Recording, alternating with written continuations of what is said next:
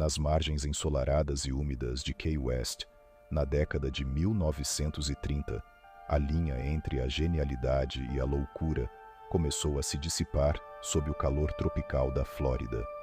Ali vivia um homem cujos olhos pareciam carregar o peso de séculos de solidão e segredos técnicos. Ele se apresentava ao mundo como Conde von Kozel, mas seu nome nos registros oficiais era Karl Tanzler, um técnico radiologista dotado de uma inteligência técnica brilhante, porém marcada por uma instabilidade emocional que o tornava uma figura excêntrica e muitas vezes incompreendida pela pequena comunidade costeira. Tanzler era um homem que habitava um mundo próprio, alimentado por memórias de uma nobreza europeia que talvez nunca tenha existido da forma como ele descrevia, e por uma convicção mística que guiaria cada um de seus passos em solo americano. Essa convicção nasceu muito antes de sua chegada aos Estados Unidos. Ainda na infância, nas terras geladas da Alemanha, Karl afirmou ter tido uma visão profética que alteraria o curso de sua alma para sempre. Ele relatava que um de seus ancestrais falecidos, uma condessa, lhe apareceu em sonho para revelar o rosto da mulher que seria o grande e único amor de sua vida. A imagem era nítida, uma jovem de beleza exótica, com cabelos negros como a asa de um corvo e traços que evocavam terras distantes e quentes. Durante décadas, Karl vagou pelo mundo como um marinheiro, em busca de um porto que só existia em sua mente, convencido de que seu destino só estaria completo quando encontrasse aquela face específica. O encontro fatal aconteceu em abril de 1930, nos corredores estéreis do Marine Hospital, onde Karl trabalhava. É quando Helena Helen Milagro de Hoyos entrou na sala para realizar exames. O tempo parou para o médico. Helena era uma jovem cubano-americana de beleza estonteante, cujos traços eram a cópia exata da visão que assombrava Karl desde menino. No entanto, o destino era cruel. Helena não buscava apenas uma consulta de rotina. Ela estava sofrendo de tuberculose, uma sentença de morte naquela época. Para Karl, a doença era apenas um obstáculo técnico que sua ciência superior poderia superar. Ele não via apenas uma paciente moribunda.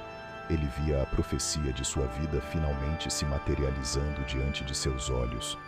Obcecado pela ideia de salvar sua amada predestinada, Karl ignorou todos os protocolos médicos convencionais. Usando sua autoridade e acesso aos recursos do hospital, ele assumiu o tratamento de Helena, submetendo-a a experimentos não autorizados e caros, financiados muitas vezes pelo seu próprio bolso. Ele enchia o quarto de Helena com presentes caros, joias e perfumes, tentando desesperadamente comprar tempo contra a morte. Para a família de Helena, Karl parecia um anjo da guarda dedicado, um médico cuja devoção era incomparável. Mal sabiam eles que essa dedicação estava rapidamente se transformando em uma possessividade sombria, onde a vontade de Helena começava a ser apagada pela obsessão dele. Apesar de todos os esforços e da ciência clandestina de Karl, a morte não pôde ser detida. Em outubro de 1931, a luz de Helena se apagou, deixando o médico em um estado de luto devastador, que rapidamente evoluiu para algo muito mais sinistro. Com o consentimento da família, que ainda o via com gratidão, Karl financiou a construção de um mausoléu luxuoso no cemitério de Key West. Era uma estrutura de pedra magnífica, digna de uma rainha, mas havia um detalhe crucial. Karl guardou para si a única chave daquela morada eterna. Antes de continuarmos esta jornada pelas profundezas de uma mente distorcida, inscreva-se no canal e conte para nós, nos comentários, de onde você está assistindo. Durante 2 anos, as visitas noturnas ao cemitério tornaram-se o único propósito de vida de Karl.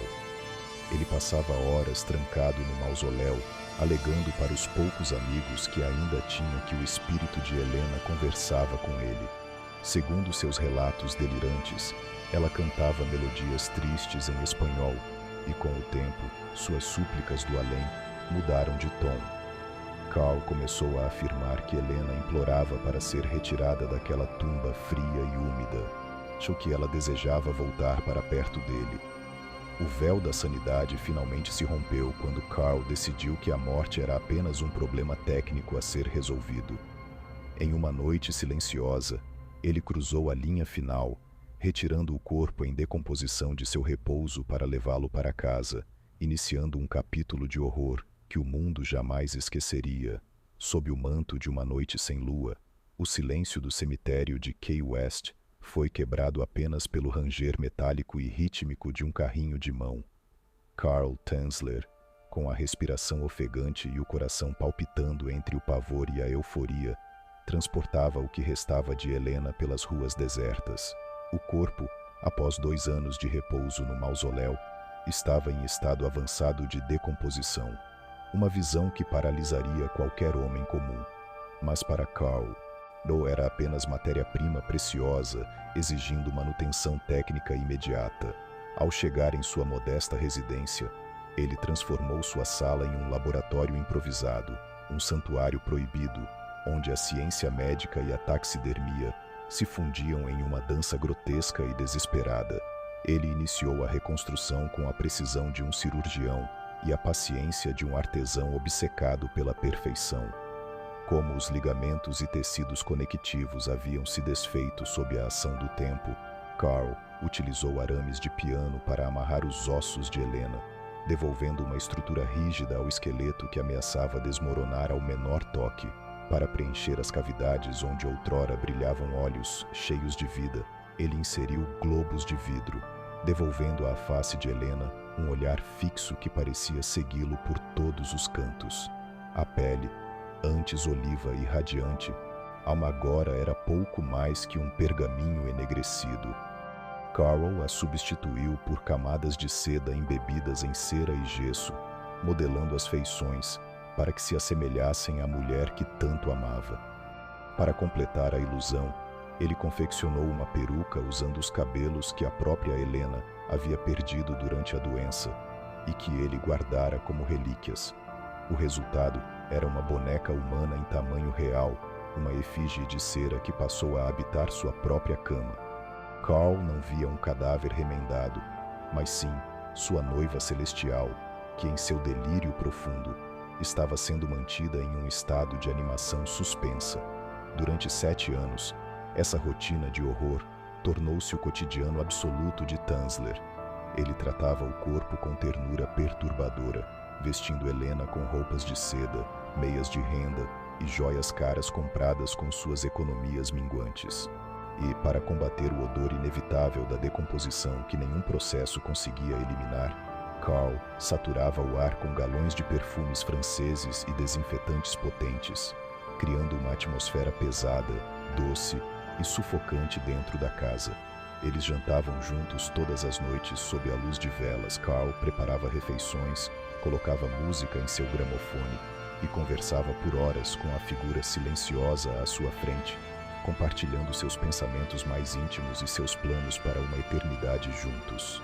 Ele estava convencido de que, através da força de sua vontade, preservava a essência vital de Helena contra as leis da natureza.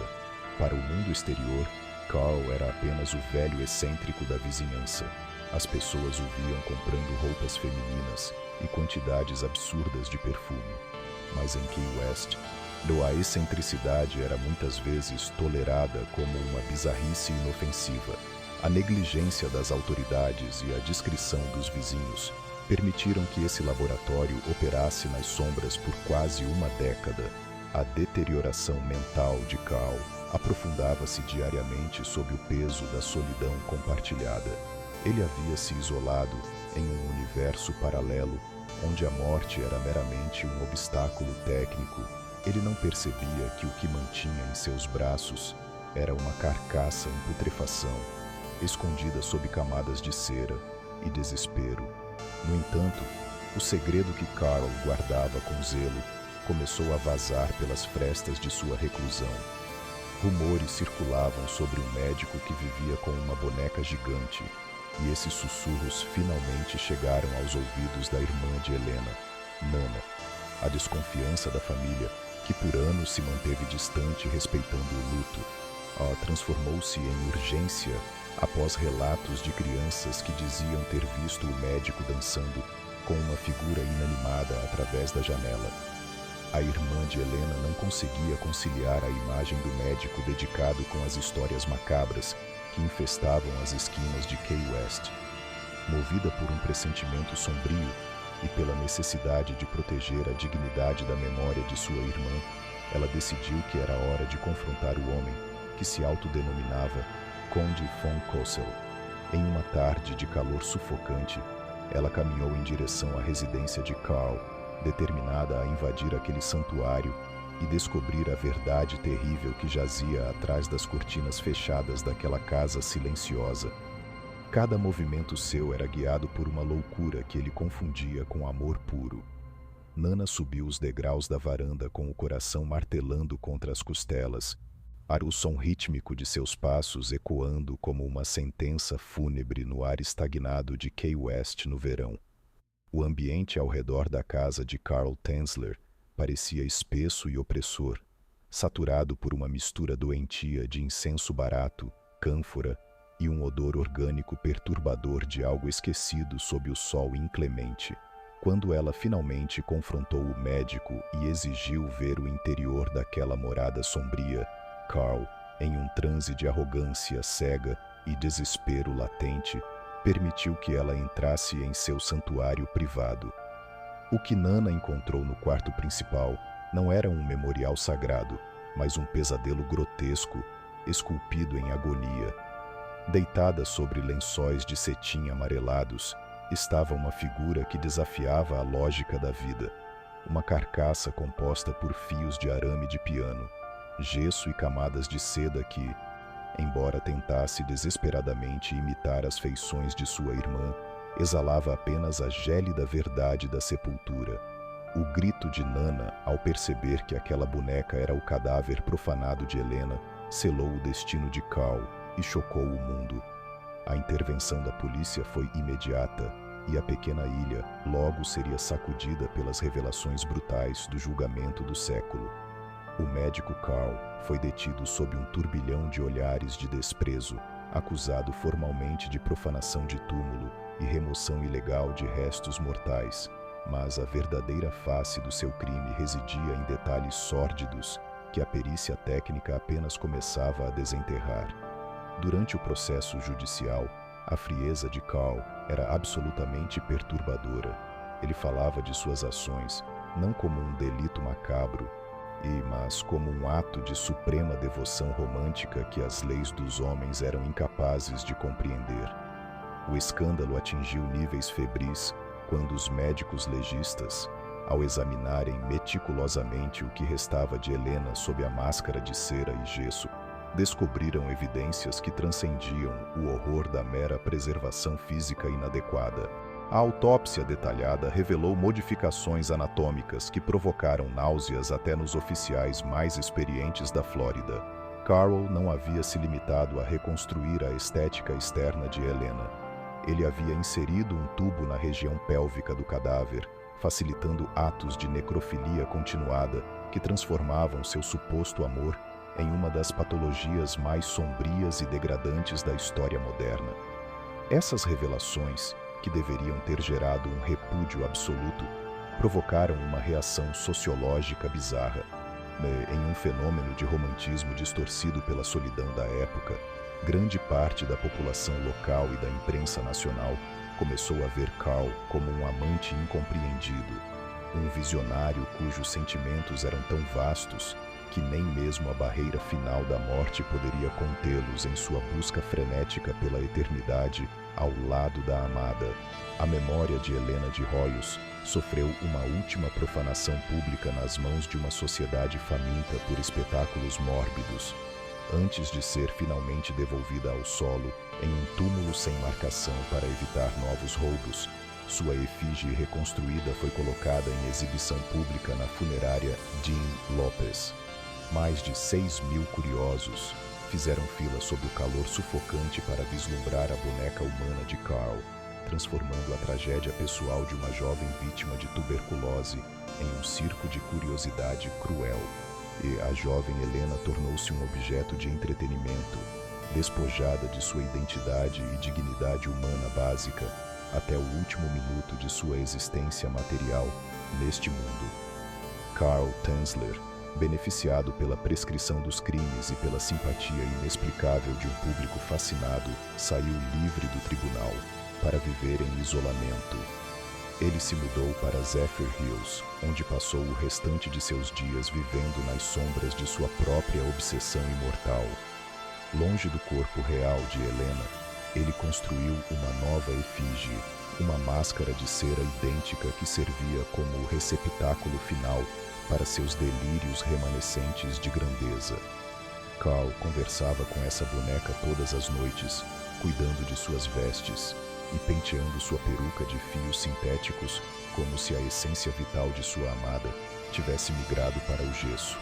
Em 1952, ele foi encontrado sem vida no chão de sua residência, abraçado àquela imitação de vida que ele chamava de noiva celestial. A história de Carl e Helena permanece como um lembrete aterrorizante de que o amor, quando desprovido de limites morais e sanidade mental, torna-se a mais destrutiva das forças. O que Carl chamava de adoração era, na verdade, uma negação violenta da finitude. No fim, a lição que ecoa através das décadas é que a verdadeira honra aos mortos não reside em retê-los à força, mas em permitir que a terra os acolha. Há belezas que pertencem apenas à esfera sagrada da memória, e tentar arrancá-las da sepultura é convidar o horror para o centro da alma humana. Algumas coisas precisam permanecer enterradas para que a vida possa, enfim, seguir seu curso natural e pacífico para sempre.